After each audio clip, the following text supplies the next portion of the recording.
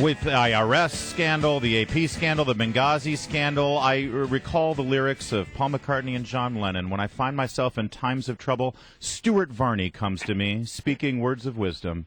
Stuart, good morning. I'm sorry, I'm not going to be speaking many words of wisdom because, frankly, I am fired up and disgusted about what's going on in this great country. Well, let's start with the Internal Revenue Service. I'm actually seeing some apologists for the IRS saying, well, they didn't really do anything illegal, they didn't really do anything wrong, they were doing their job. If that's the case, is it just time to get rid of the income tax altogether and go to a national sales tax so power can't be abused? The IRS scandal in particular makes America look like a third world dictatorship.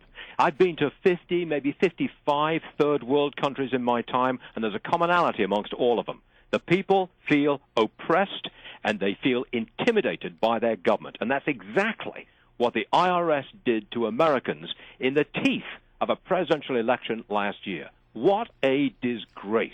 And the president goes up there last night and says, oh, he's accepting the resignation of the leader of the IRS. By the way, that man, Mr. Miller, he was due to step aside anyway at the end of June. Yeah. 6 weeks away, for God's sake. Yeah, and actually, I don't know if you saw Speaker of the House John Boehner yesterday, but he said, forget about who's going to get fired or who's resigning. I want to know who's going to jail. Yes, I want to know, to those underlings who actually went out and made Tea Party people and others, intimidated those people, I want to know who told you to do that. Right. Don't tell me that this was some kind of spontaneous action by a handful of individuals in Cincinnati. Clearly, it was not.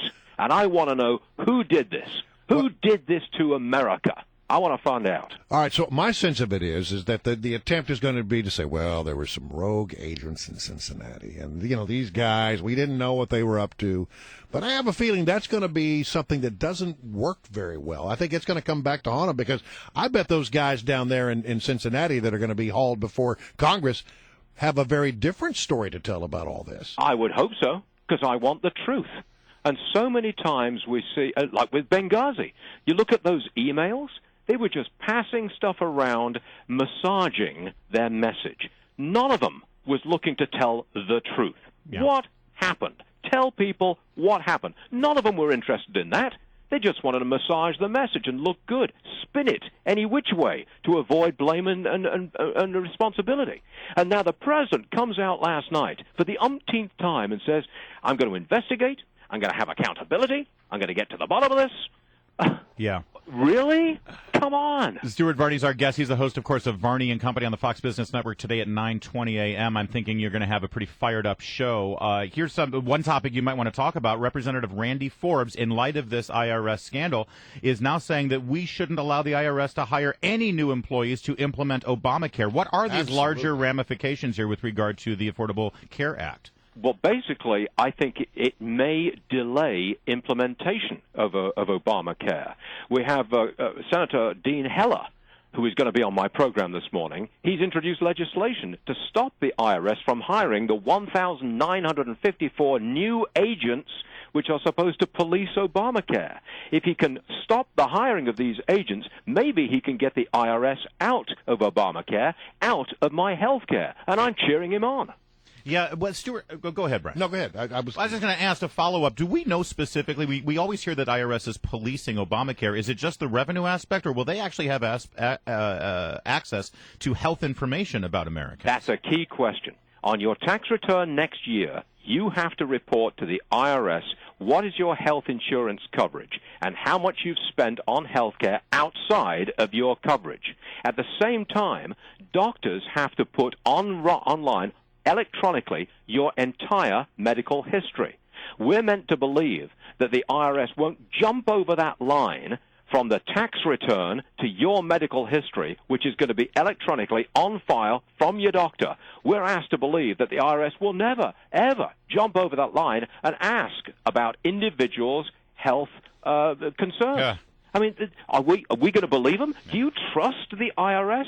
Because they're going to be right in the middle of the relationship between you and an insurance company and you and your doctor. You know, Larry and I were talking a moment ago, and we sort of stumbled on something that I hadn't thought about before, and that is, why would the IRS be so concerned about all these Tea Party groups and Patriot?